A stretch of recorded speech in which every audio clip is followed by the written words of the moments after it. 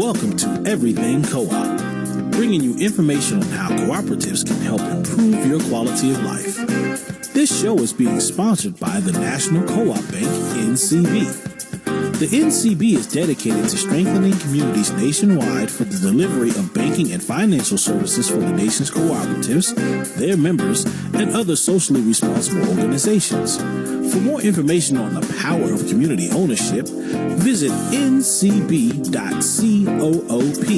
That's ncb.coop. Now stay tuned for your host, Vernon Oakes. Good morning, everybody. This is Vernon Oakes, and the program is Everything Cooperative. We'd like to welcome you to the show this morning, and we have Mr. Daniel Weickenand as our guest this morning. Good morning, Daniel. Good morning. Did I pronounce your name right? Weickenand. Weickenand. Okay, thank you. And I want to start Daniel's perfect. Okay. I want to start off by asking you a question I normally ask at the end of the show, and that is, do you like what you do? I love what I do. I believe that I've had positive impact on lives and the community here. So I think I've been throughout my career in this industry, and it's very rewarding for me. Okay, now what do you do? And I know you're the CEO of Orion Credit Union, so I'm not asking you what your title is, but what do you do every day? Well, that's a good question. There's a lot of different things. You know, typically it's taking meetings with other community partners, looking at the strategic direction of the organization and trying to move it into what will make us continue to grow and be successful and have positive impact on our community. Positive impact on your community. Correct. Okay. So that's concern for the community is the seventh principle of co-ops. And so you've said it a couple times already, less than a minute. So that's what you do, and that's what causes you to love what you do. It's our culture. I mean, our mantra here is a better Memphis means a better Orion. And that, we're here to try to improve because we're a community like DC that has a lot of opportunities. And it's organizations like ours, I think, that can have the biggest impact because we aren't the FedEx or the AutoZones. We're a good size, and we can sort of find those organizations that are doing good work in the community and try to support them where they get lost with, say, the St. Jude's and some of the other nonprofits in the community that sort of overshadow a lot of the good work being done by some of the organizations in every community. Okay. So speaking of size, you said a fairly size. How large is Orion, which is a federal credit union? Yes, we're just about $1 billion. When I got here, we were about $450 million, I think, and a troubled institution. It was a turnaround situation. They had lost about $25 million in the 2 years prior to me arriving, and probably another between 10 and 20 in legacy assets that we have lost over my tenure here. But we've survived. We've thrived and done well. What's a legacy asset? That'd be something that, say, a loan the previous management made, or an investment, or something of that nature that we ended up having to write off. Okay. Oh, legacy in the past. Okay, got it. Yes. Okay. So you have a big impact on your community. You've grown the business since you've been there from $450 million to $1 billion. So you've a little bit more than doubled the size of the asset base, even having some losses. How many members do you have? We're just above 80,000. I believe we were around 50,000 when I arrived. So 3/5. If you were 50,000, you're now at 80. That's 3/5. So it's grown 60% in members and 100% in assets. Okay. Correct. Okay, fantastic. And and probably about 4 times in loans, which is our lifeblood. 4 times in loans. Correct. Okay. It's always been interesting to me that credit unions and banks, and mortgage companies, are in business to make loans. But it always occurred to me, being an African-American male, that they didn't want to it was hard to get a loan.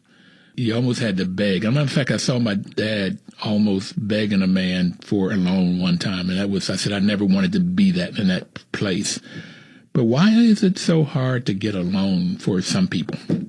It really depends on the individual situation. I can't speak why somebody will or will not make a loan. I mean, if you aren't making loans to African Americans in our community, you're not making loans.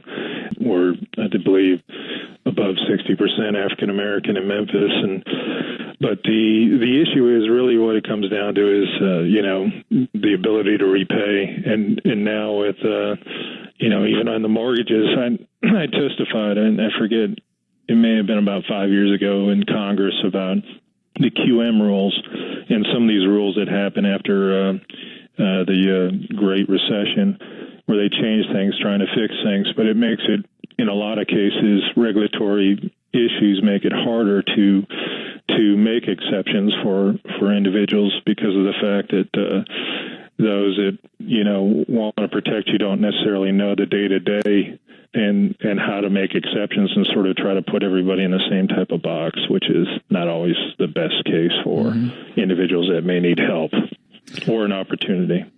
So you guys have 4 times as many loans as your predecessor. What causes you all to make so many loans? What is in your rules or regulations or your view that would cause you to make so many loans? I think we're willing to take a little more risk on individuals, but also I believe that, we price things, when it comes down to it, there's a margin I have to make at the end of the day to make sure that it sustains our growth.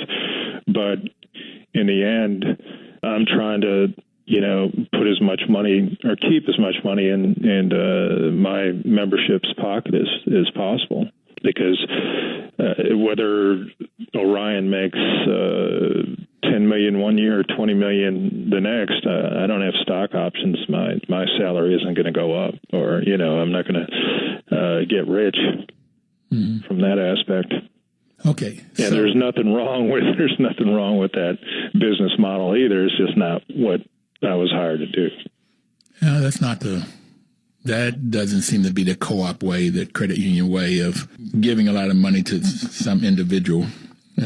Okay. So you're willing to take risk, and you price things that will help keep money in your members' pockets. And you said that 60% of the population in Memphis is African American. Okay. Correct. And at the same time, you've got to make enough margin so you can stay in business. So when you price things, it's got to be that margin is that margin. The difference between what you have to pay for money when you say, hey, put your money in here and we'll give you 1%, 2%, some percent for savings or CDs. And then you have to then loan it out for more than that so that you can have enough money to sustain yourself and pay your expenses. Now, here's something that'll kind of blow your mind, Vernon. We pay 4% on our checking account, up to $30,000. Wait a minute. You say I can put money in your credit union and get 4%? 4% in the checking account, up to $30,000. Even though the Fed has dropped rates, I believe, 3 times this year, we haven't touched that rate, and we're continuing. Now, we've sacrificed earnings on that, but that's kind of what we're doing. We're okay with that. Now, how do we manage that? Yeah. Well, there's a lot of different products that we have on the savings side as well as on the loan side. And what we do is manage those products in order that the overall yield or the margins is working for us, and right now it is. So our competitors don't necessarily like that, us advertising that rate, but it has been well received is all I'm going to say. I know I love my 4% checking account. I got to tell you, I literally do want to join at 4% on a checking account. I'd want to put in now. Yes. Can I join? Literally, I'm serious. Can you join? I'd have to look at, I think there is possibly a way that you can join. We have a way that you can join by volunteering. And, volunteering technically for us, we had this meaning raise some money for one of the local charities, which for one of our favorites is Ronald McDonald House, because they take care of all the families that get treated over at St. Jude. So raise a little bit of money for them, you qualify. Okay. 4%, you guys. Orion Credit Union on your checking account, up to $30,000. Oh, yeah. And like I said, we have a great mobile app. We have everything. So that's interesting, because I am a member of NIH Federal Credit Union. I've been a member, since maybe 94. I taught at George Washington at GW in 94, and you could become a member of NIH if you were employee there. Okay. So, and I don't think I get any interest on a credit on my checking account. Well, we got some competitors on the credit union side that really aren't real happy with the 4% either. But matter of fact, I had a chairman of a board of another credit union in another community we're in. I'm not going to mention who. Okay. But he came up to me and he said, why are you all paying 4% on checking? I said, well, isn't the point of giving it back? Okay. Okay. So I would wonder what Navy Federal Credit Union has their motto is, our members is our mission. And I got that from their military, and you always talk about what's your mission. Yeah. So their members is their mission. I would be interested to see would they have a mission of paying 4% on their checking account, or there's a lot of different ways that people give it back.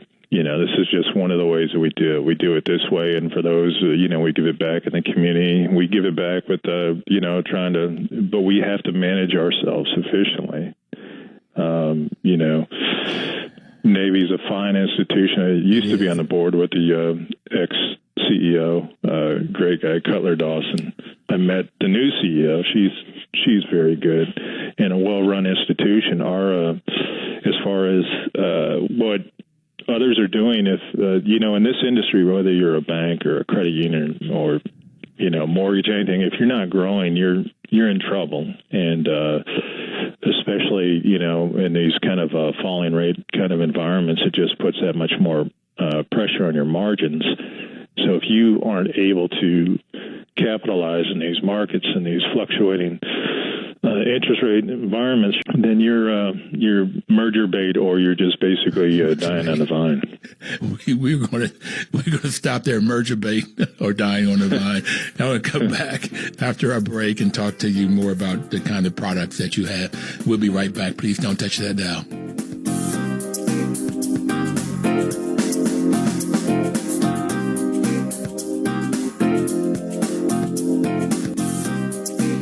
Information is power, and that's why the National Cooperative Bank is sponsoring this program for 6 years now.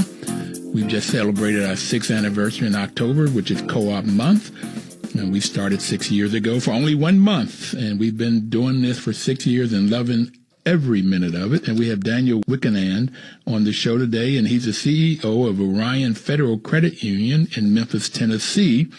And under his direction, the credit union has moved from 49,000 to about 80,000 members, about $450 million in assets to almost $1 billion now. And it was a troubled when he got there, and he's turned it around. So it's increased 60% in membership, 100% in assets, and 400% in loans. And we left it with you saying, Daniel, that if you don't grow, your merger bait or dying on the vine. And I was sitting here thinking about that. That's a picture. I got that picture. So what are the kinds of things that you're doing, the products that you have out there that causes you to grow? What are you doing out there? Well, I think, I have basically the same products that you will find all your competitors will have, but you have to differentiate yourself in some way. And the differentiation, you could say, okay, well, as we talked about previously, the 4% checking, well, that's just one of our differentiators. I think our involvement in the community, we put close to $1 million out in the community a year.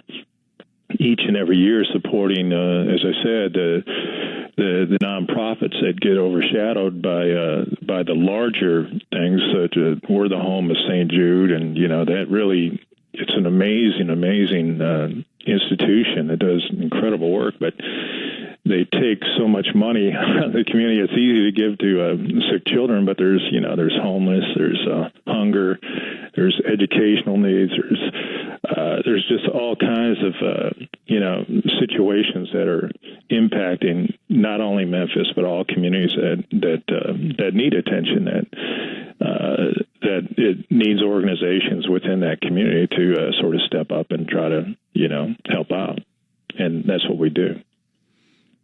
Okay. Now, the products, that's interesting that you went there of helping the community, putting out from your growth, from your surplus, from your profit, $1 million in the community a year at different nonprofits. But I was really thinking about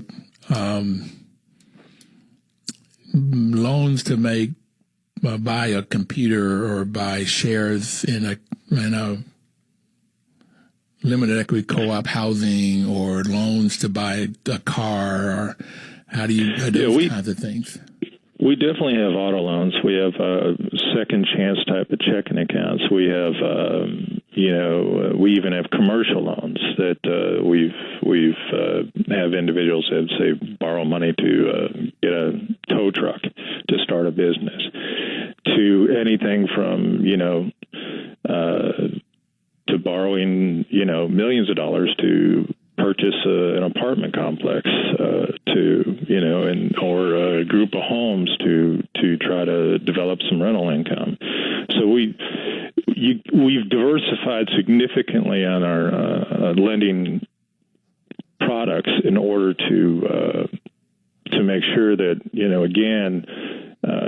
as I always say in the executive meetings, we need to pivot each year because your strength will become your weakness if that market dries up. So we need to attack our weaknesses, and we always attack our weaknesses, whatever those may be. And I think, we have grown. I've had a lot of folks say, due to the fact of everything we do, plus we're competitive in our product offerings.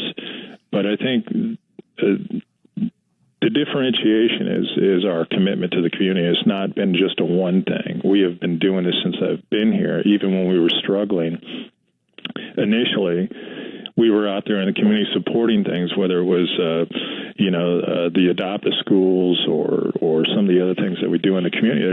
We support things that bring our community together, regardless of race, religion, everything. We want to support those things that sort of highlight how great it is to be part of Memphis. And that has been well received. And I've had a lot of individuals come up to me and say, look, what y'all do is incredible. And because of that, I'm moving everything over to you. Mm-hmm. And I think there's opportunity there if people, really sort of stand up. It's funny because we have a, I guess they're now going to be about $80 billion financial institution. One of their top lawyers came up to me at a event, and I said, well, y'all sure do a lot in the community. He goes, I know it's just marketing. I said, well, actually, we actually believe in a better Memphis. And he sort of looked at me and goes, no, we do too. I said, yeah, I know you do. I know you do. Maybe not as much as we do, but I know you do. We believe it. We don't talk it. We walk that talk. Okay. Exactly. And people get that. I mean, Memphis is a city with soul. I travel all around the country, and I hear a lot of people talk about Nashville and Austin, and they're great places. They're wonderful places, but there's just something different about Memphis. It truly is kind of, it's in the water, the people, the soul, the music, the barbecue. It's just, and people are, just real, which is kind of refreshing. People are real. Sounds like you're one of those people. Well, I don't know about that. I'm just on a radio interview trying to sound good. Well, it comes across that you're real, that we really believe in a better Memphis. I know I got that. It came across real clear on the radio. Have you been to Memphis? I have, but I was trying to remember. I think now. Do you have a African American museum there in Memphis? I got the right. Yeah, we had the Civil Rights. Right next to the Lorraine Motel where Dr. King was shot. Okay. No, that's not the one. So I was in another city. I was with the National Association of Housing Co-ops, and we were. But I would have remembered that. So it wasn't that particular one that I went to. So I think I've driven through Memphis, but I don't. Yeah. I want to come down. I even looked at it before the show, and it's 13-hour drive from D.C., about 13-and-a-half-hour drive from D.C. Well, they got a direct flight from D.C., actually. But matter of fact, the African American Museum in D.C., I think they borrowed or were gifted a lot of things from this museum for that one, in that section of the civil rights, is what I understand. So it's an incredible place. There's like I said, it's something that I think people sort of like, wow, when they get here. So I know it's known for its barbecue sauce and its music.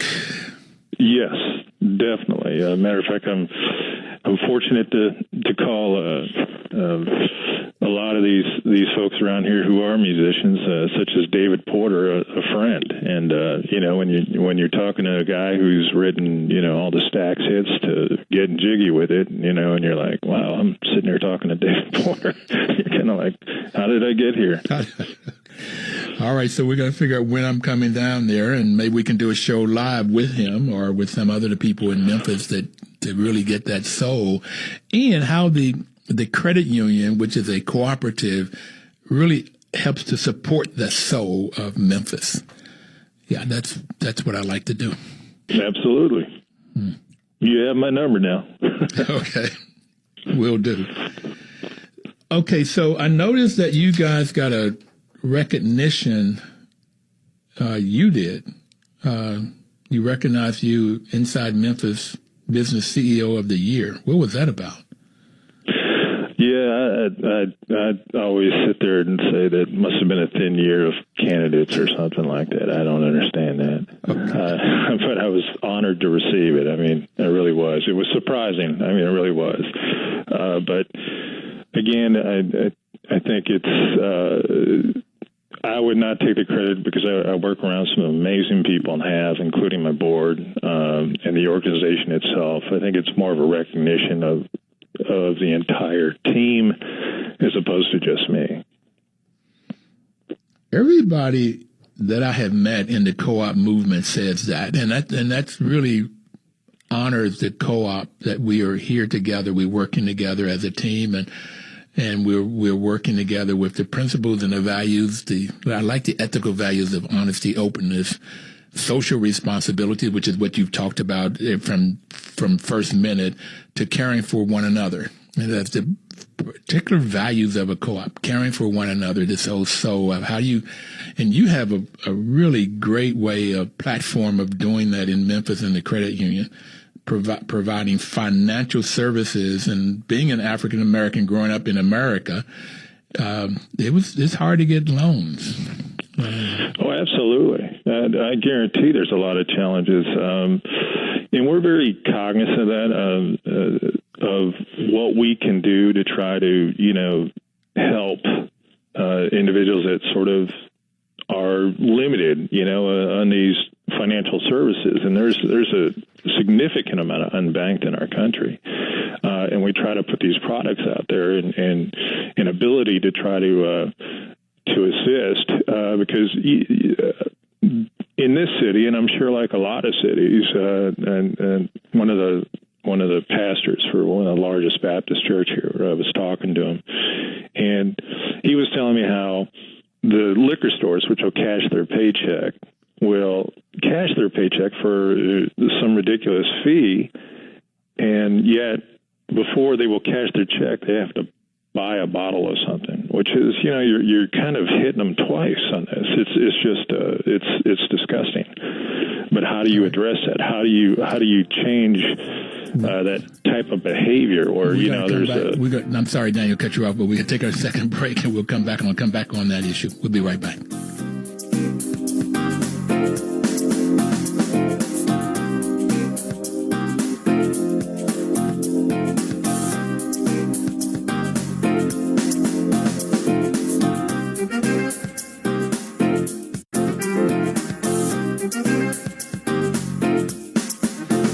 Welcome back, everybody. This is Vernon Oakes, and the program is Everything Cooperative. The National Cooperative Bank sponsors this program and have been doing so for 6 years. NCB's mission is to support and be an advocate for America's cooperatives and their members, especially in low-income communities, by providing innovative financial and related services.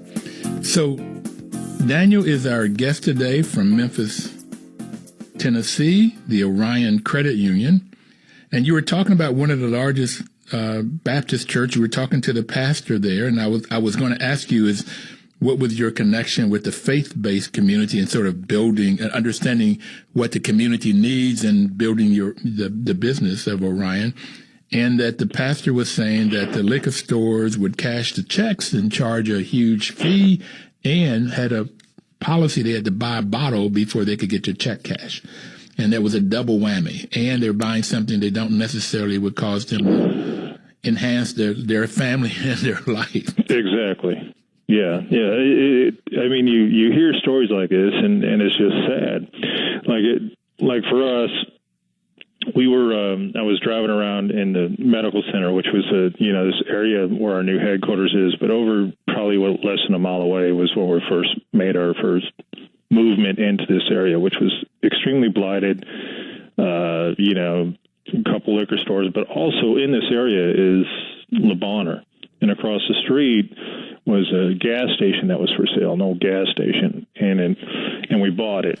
And now the gas station, they left all the toxic dirt there, so we had to spend another $300,000 to basically get all that toxic dirt out. But what are you going to do? I mean, you're right across from Bonheur, which is taking care of the St. Jude kids. They're not going to leave a toxic site. We could have walked away and said, okay, we're not going to do this, but my board's like, no, move forward with it. So we built this beautiful branch, but this is in one of at the time was one of the rougher areas in Memphis, known for drugs and these sort of things, and a couple of these types of liquor stores right across the street. So we wanted to put a small location there, a beautiful location, in hopes of trying to and offer the products, like we said, sort of second checking and these sort of things that had, an opportunity to give somebody, here, get yourself back on track, or, because life happens. It doesn't matter who you are, what statue you are in life. Life happens, and sometimes things just don't go your way. But people should be able to have a hand to try to help them get back on their feet.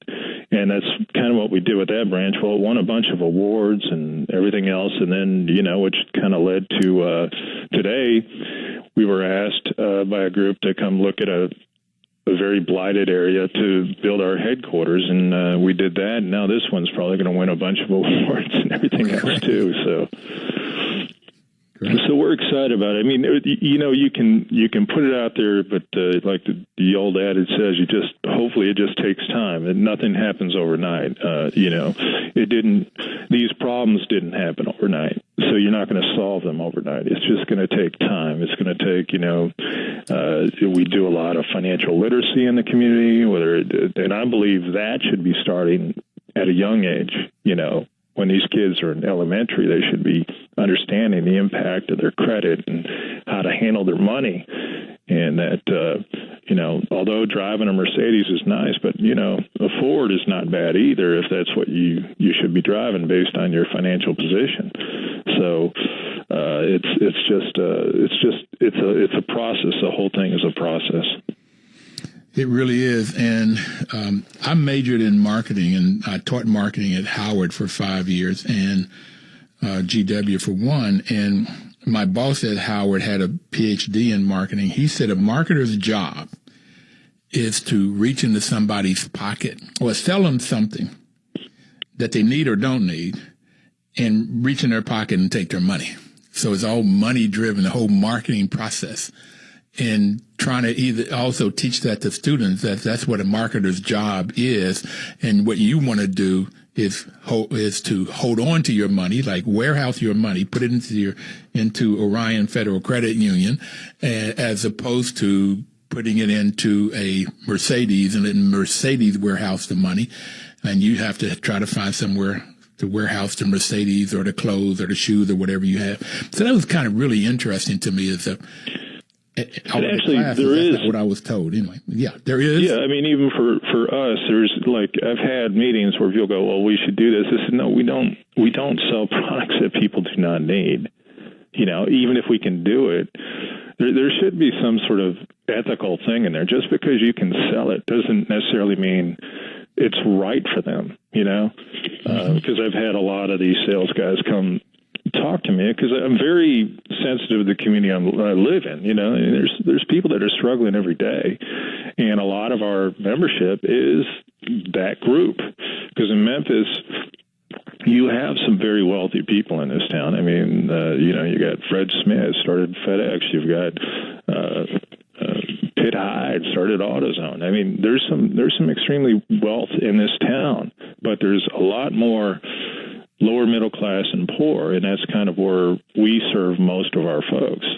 I mean, if those richer individuals want to come do business, that's fantastic, but we're not necessarily, that's why we limited the amount of money you can put in the 4% checking, because, you know, most of the people that do business with us do not have $30,000 to put in a checking account. Well, given the people you're talking about, most don't have $400 because that was, was that 57 or 67% of Americans, if they had a emergency that cost $400, they would not have that $400 to fix that emergency. Yeah, exactly. You know, but we do things to try to help them, you know, to get there. Like when I first came in, it was right at the end of the crisis, or right at the height of it, I guess you could say. So 2008, and we 2009? Like 10. And we had a lot of real estate like everybody else.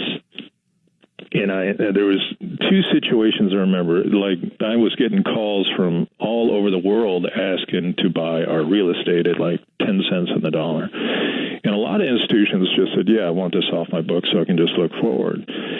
And I remember talking to the board saying, look, these are our communities. If we just let these things become rentals from somebody out of, China. I think the farthest one I got from Australia. Yeah, okay. I'm like, they don't have any care. I said, we're destroying neighborhoods instead of building them up. So we created this program. We called it the Home Run Program. And what it was is that if you have, had problems in the past with your credit, had losses, as long as you didn't cause us a loss, because I can't work with you. Our regulators would kind of frown upon that. But if you haven't caused us a loss in the past, and you've continued to work throughout all this crisis and had the same job, we would give one of these houses to you. Basically, we would rent it to you for a year, but the rent would be, okay, assuming you had principal, interest, insurance, and taxes on it, like you're buying it. And after a year of paying that, we would take all those payments, use it as your down payment, and sell it to you at 70% of the registered tax value. So the credit union, my job, made more money. You walked into a home with equity, and we provided the loan. Now, you couldn't get it. We wouldn't give you an equity loan out of it. But, and so we had this, but I knew this program would only last until the real estate market came back, and it came back, but we changed lives with that sort of thing. And I think that, that it's easy to sit there and sort of take the easy way out, or not try to help people to get where they're going, or, look for creative ways to say, yeah, we might be able to do this, or I can just get rid of all this, as opposed to creating something like this. So these are the types of things that, with the support of my board, that we have been able to do, that I think has developed the goodwill in our community that has helped us grow. So could anybody that was living in one of those units do that? Or they'd have to? These houses were empty. Okay.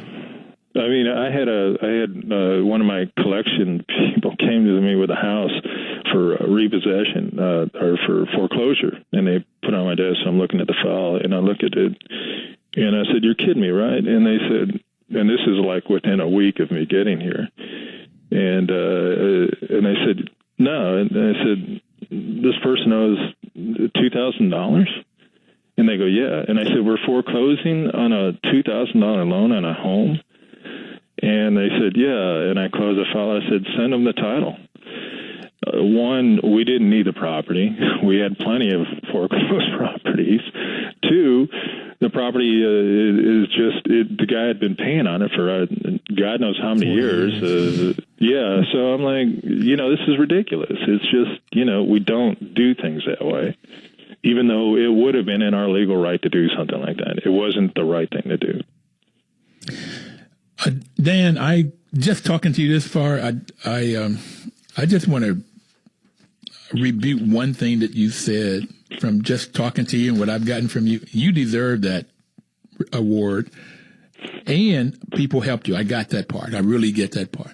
But it's refreshing talking to you, living through the 2007 and 8, and with the National Association of Housing Co-ops, we were trying to see if we could get some of those units and make them into scattered sites, and the people that were there, let them still stay there. This was 7 and 8. We were trying to do this when it first happened, before they got moved out.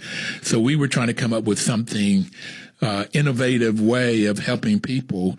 It didn't work. We needed $250,000 just to see the list. We had to put down that. And so you found a way of doing it. I just want to take my hat off to you and say, thank you, bro. That's wonderful kind of thing that you're doing, you and your people. We tried to share it out there because I know we weren't the only institution with this kind of inventory of real estate. And I was like, there was a lot of folks out there taking advantage of buying these houses for pennies on the dollar that they have more than made their money back. But the problem is, they destroyed neighborhoods that didn't need to be destroyed. And, I'm like, you should build up neighborhoods. Don't make them rentals. That's what apartments are for. These are homes. Give people the opportunity to own a home, develop equity, develop some wealth. Change the direction of their lives. Well, you're talking the mission. You're talking it and you're doing it. So that is really refreshing and wonderful to hear you and what you guys have done. And I get that. Tell me about the Wonder Bread site. What was that about? Well, it was interesting. We were the headquarters when I first arrived was way outside of town, and I'm like, everything we do is in Memphis. We need to move downtown. So we finally found somebody after several years to come buy the existing building, and so we were looking downtown, and a group by the name of Worthington Hyde and another gentleman by the name of Gary Postman heard we were looking, and there's this building that we're in now is over just about 100 years old. And it looked truly, if you look at the Google, Wonder Bread building, Memphis, it looks like a prison. I mean, it's just no windows. There was nothing. It was a city block long, but we didn't buy the city block building. We just bought a certain section of it.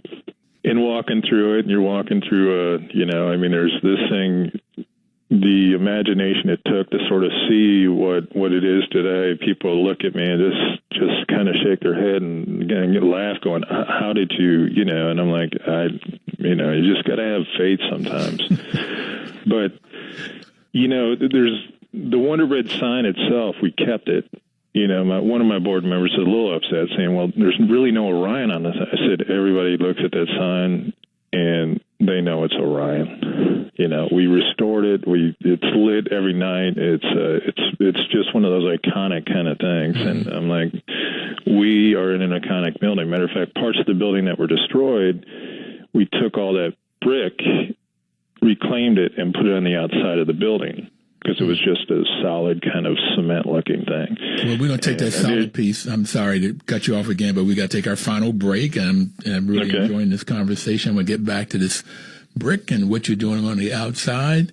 And it is wonderful talking to you, Daniel. It's great. Well, enjoy it. Thank you. Okay, we'll be right back.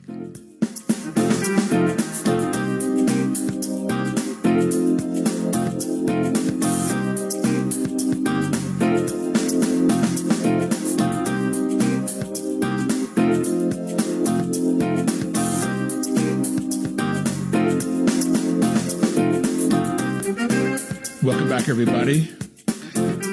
Daniel is our guest. Weickenand. He was the CEO of Orion Federal Credit Union in Memphis, Tennessee.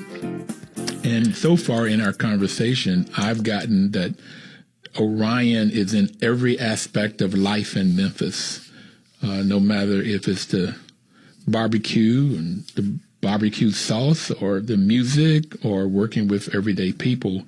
They're part of it. And then we were just talking about the development aspect of coming back into the city and developing the Wonder Bread site.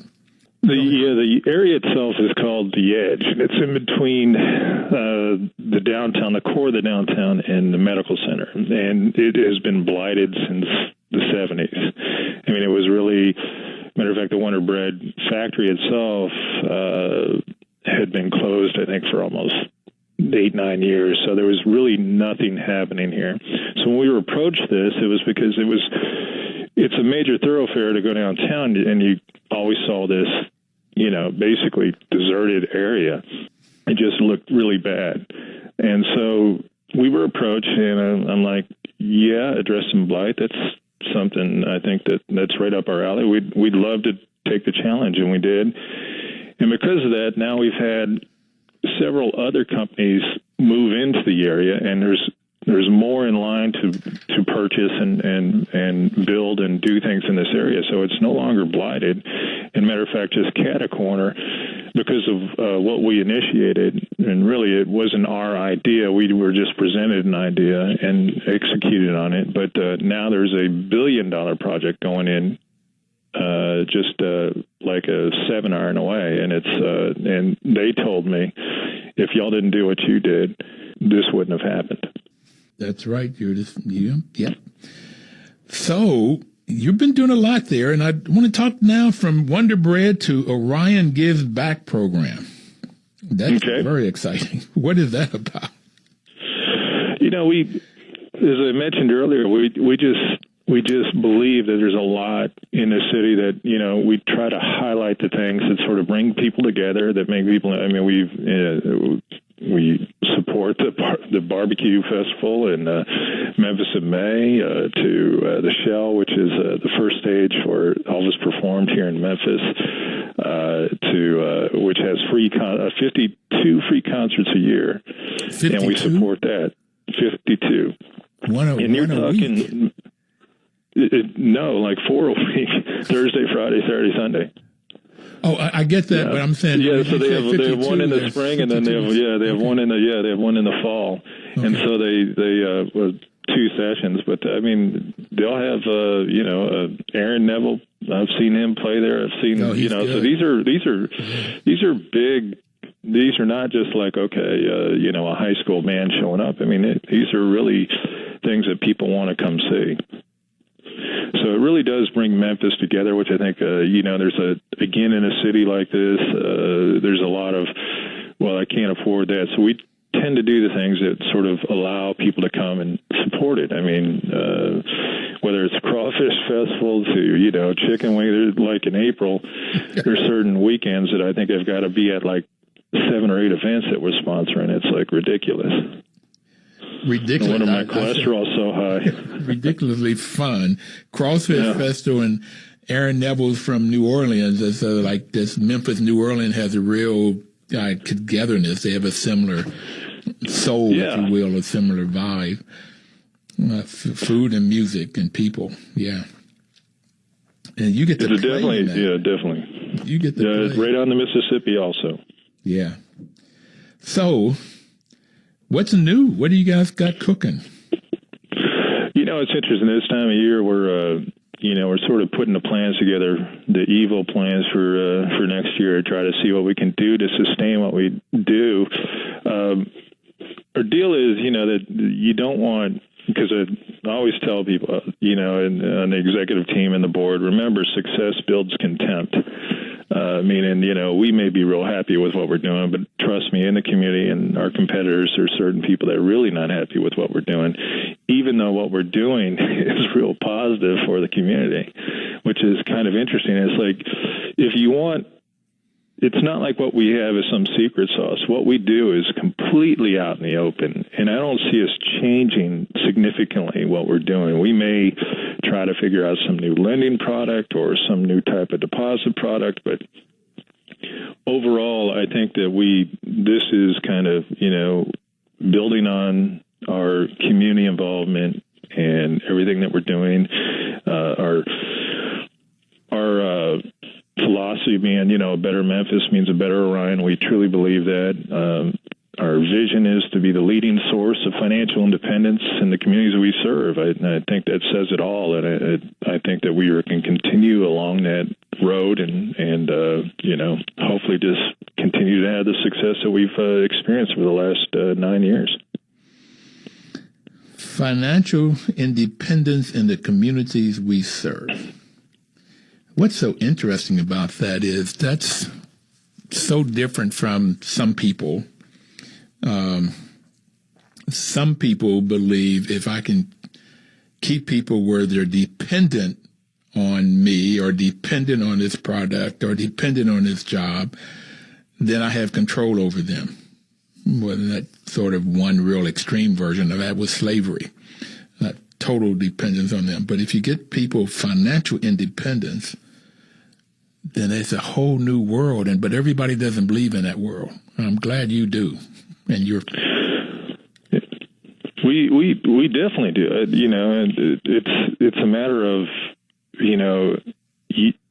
the better people around you are doing, the better you're going to do. It's not a zero sum game here. It's like, just because you're winning doesn't mean I'm losing. And if you have that kind of attitude about life, well, I feel bad for you.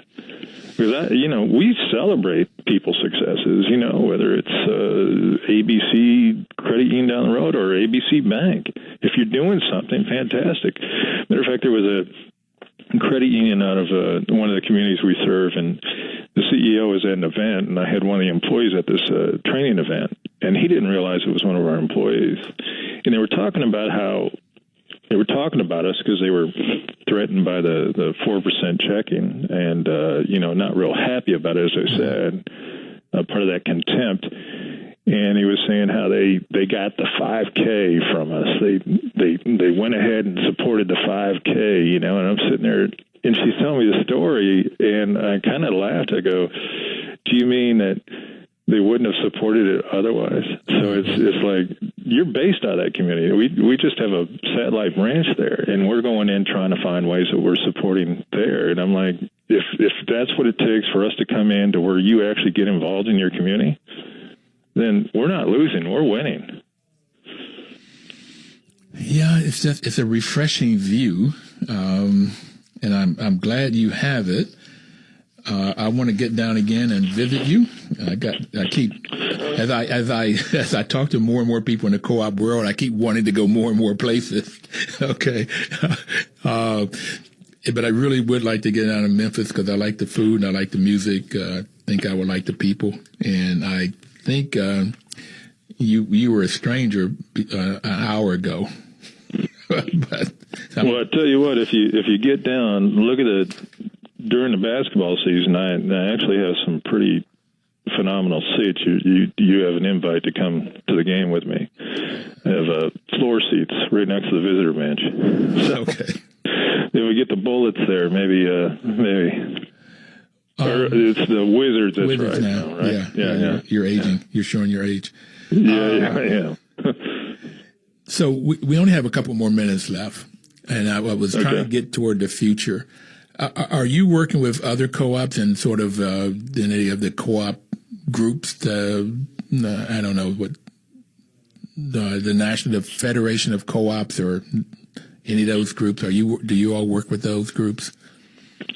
We work. If somebody's bringing us an idea, I'm trying to think of a situation where you're referencing this. We've worked with other groups in trying to address, say, the unbanked. And trying to sort of put your heads together and what can we do, and those sort of things. But specifically with like Yeah, I mean, it's not necessarily anything that's specific, but we are very open to it. Okay. And I mean, it's like I'd love to find a way that we could have even more of a different impact, because I believe the more people you talk to and the different ideas that come together help spur creativity within ourselves. Absolutely. So, and by the way, before you let me go, I wanted to say congratulations to the Nationals. As a guy who grew up from Houston, I wasn't necessarily happy about the ending, but I'm happy for y'all. We are too. Thank you. Thank you. Yeah. What would you like to leave people with? What words? Look, I just think I think it's important to love where you live. And the thing is, like, everybody has challenges. Oh, I hate this, I hate that. It's just human nature to sort of look at that glass half empty. And I found myself doing that because I'm just human like everybody else at times. You got to shake that off and look at what is the positive things about your community that you can have an impact on, or you want to change. As Gandhi said, be the change. Be the change. I also say form a co-op, get a group of people together, find out whatever problem is in your community that you want solved, find a co-op and solve it, or create one or find one. Thank you, sir. That's the end of the time. All right, thank you. Nice talking to you. My pleasure. Everybody out there, please live a cooperative week.